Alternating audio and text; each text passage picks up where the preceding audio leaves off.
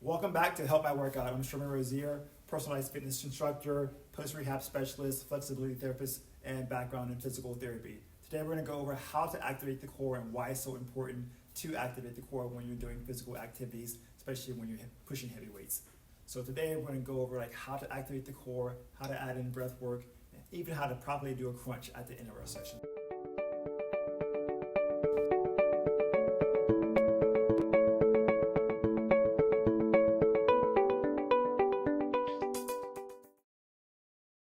Welcome to Help My Workout. Today we're going to be talking about core activation and core strength. What's the big deal about having a strong core, and why is everyone talking about doing it in their gym or doing Pilates and so forth? Many times people talk about core and do core in the gym, but many times they're not doing it correctly.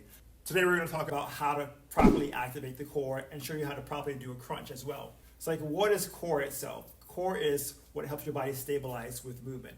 It's important to have a strong core because it helps you prevent injuries, helps you be even stronger. If you have a strong core, you can increase your overall strength up to 30%. So the core itself is made of what we call global stabilizers. So global stabilizers are your rectus abdominis muscle, your obliques. The rectus itself works as a primary function of trunk flexion. Secondarily, it's a core stabilizer. With your obliques, it's a hip rotation or trunk rotation and lateral flexion. Its secondary function is stabilization.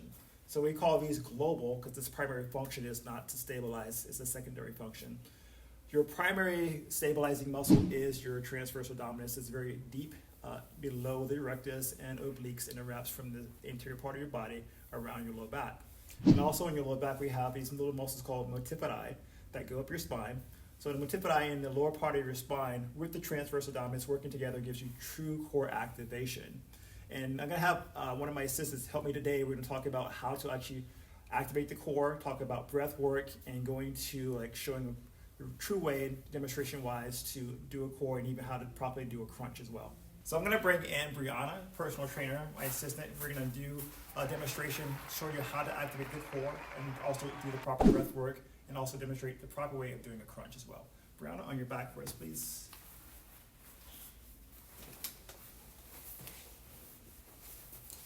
All right, so when we talk about core activation, the primary component of core activation is breath. So breath is one of the main components when it comes to being physically fit. Breath is the first thing that you have to work on to activate the core. Core itself helps you stabilize the spine, as I mentioned earlier. And why breathing is so important is because that transverse abdominis muscles that we talked about also is activated through exhalation.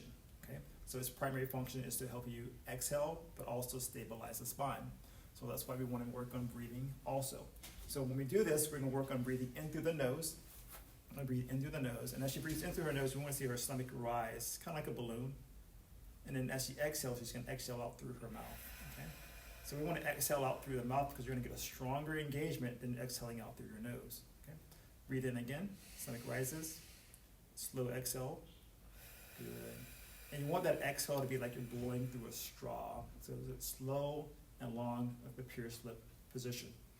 Go one more time, breathing in and breathing out.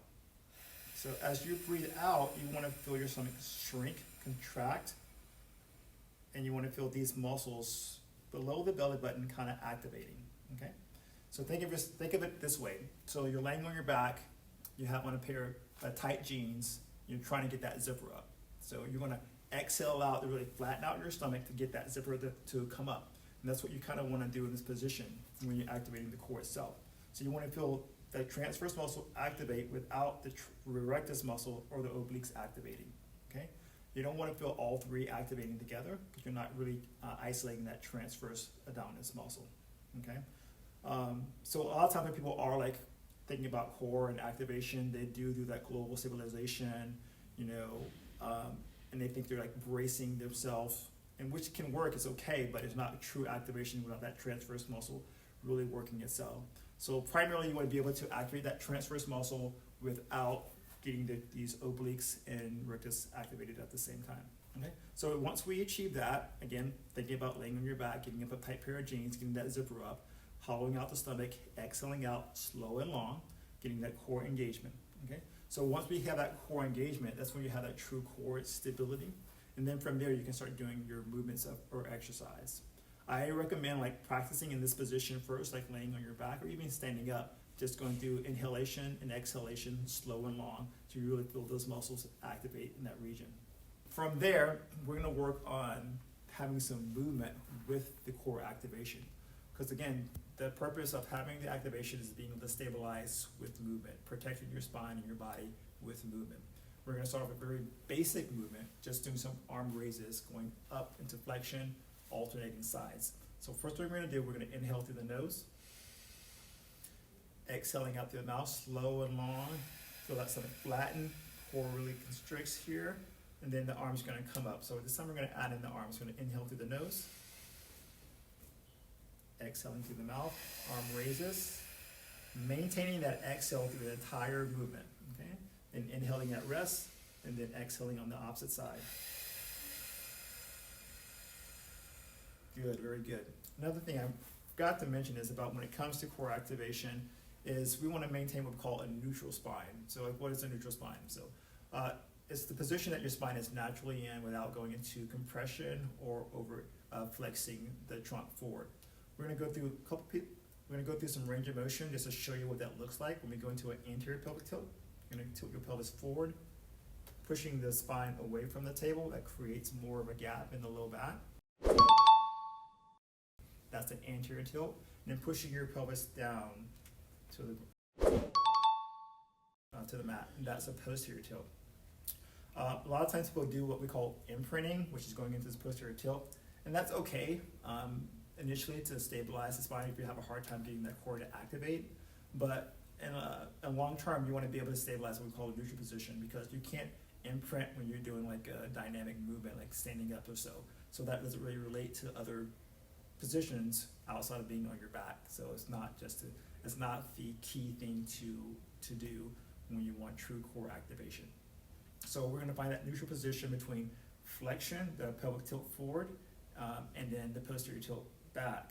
We're going to go one more time forward, and then push back down, and then find a position that's comfortable in between those two movements. When you find that position, that's what we call your neutral position, and that's the position you want to stabilize your spine in. Okay, so we're going to go back to the breath work with the arm raises, with the flexion, and coming back down one more time. Inhaling, exhaling, stabilizing in that neutral position without imprinting.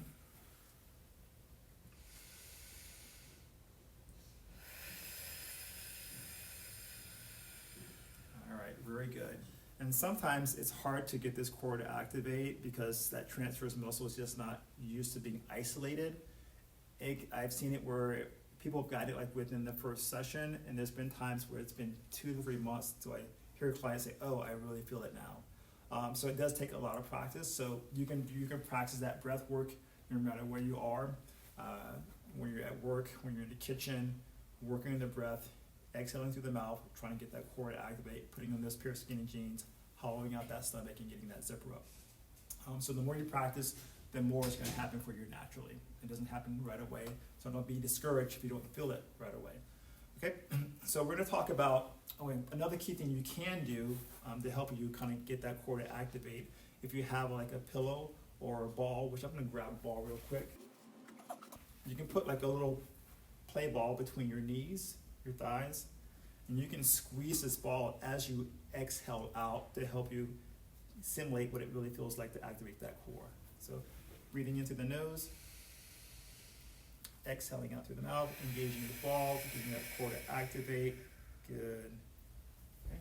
So that's going to help you initially to get that core to activate, because you're going to get some adduction with the ball through the inner thigh, but also helps you kind of get that zipper or that Jane effect of pulling that zipper up as you squeeze as well. All right, we'll go one more time with that.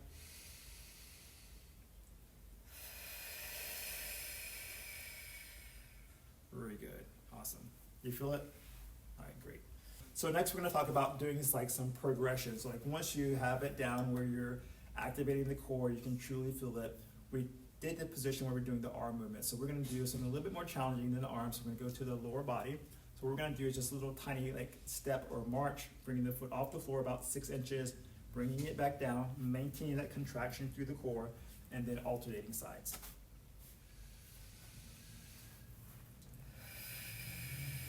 It's stabilizing as it drops back down, alternating sides.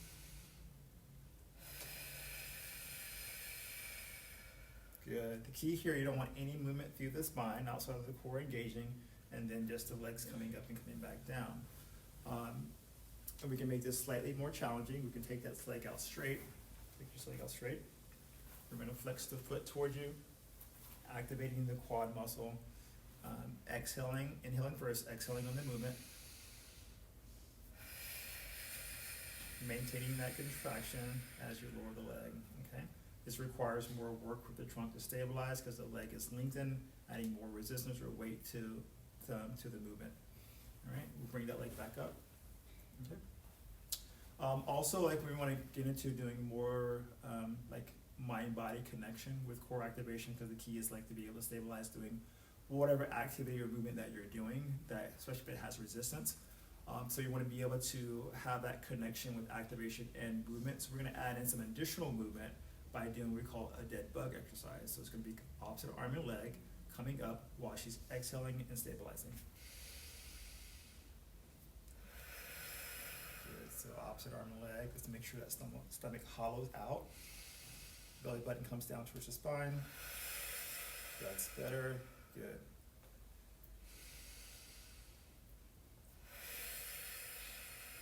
And you should be able to see her stomach kind of shrink down as she's exhaling out.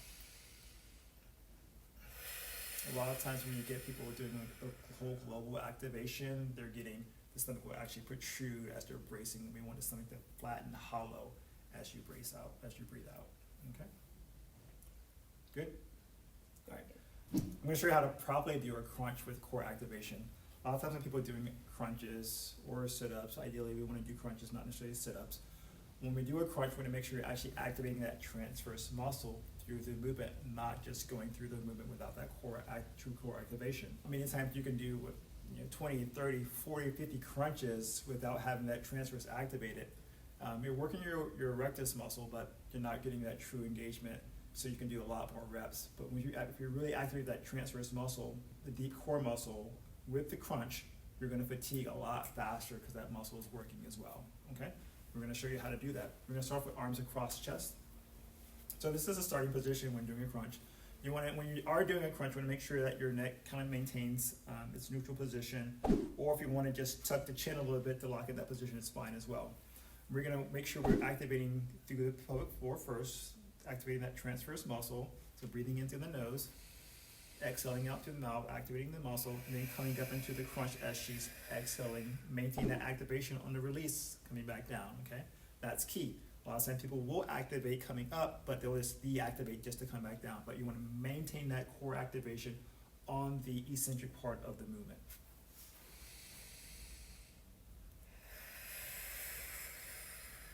Nice work. 3 more times. If you want to take that crunch to the next level for us, resistance-wise, you can take your hands behind your head. This adds more resistance because it takes the position from here to here, which puts more weight away from your core. Good, maintaining that neutral position in the core, also in the cervical spine, keeping the elbows back. One more time. Very good.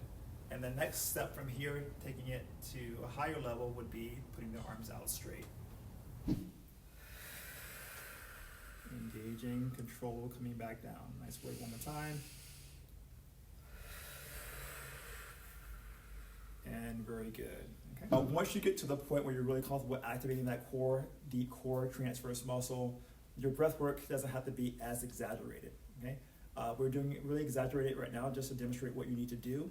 But through the course of the time, you don't have to be fully exaggerated for us, like the inhaling and exhaling at the degree that we're doing it. But you want to start off that way for sure.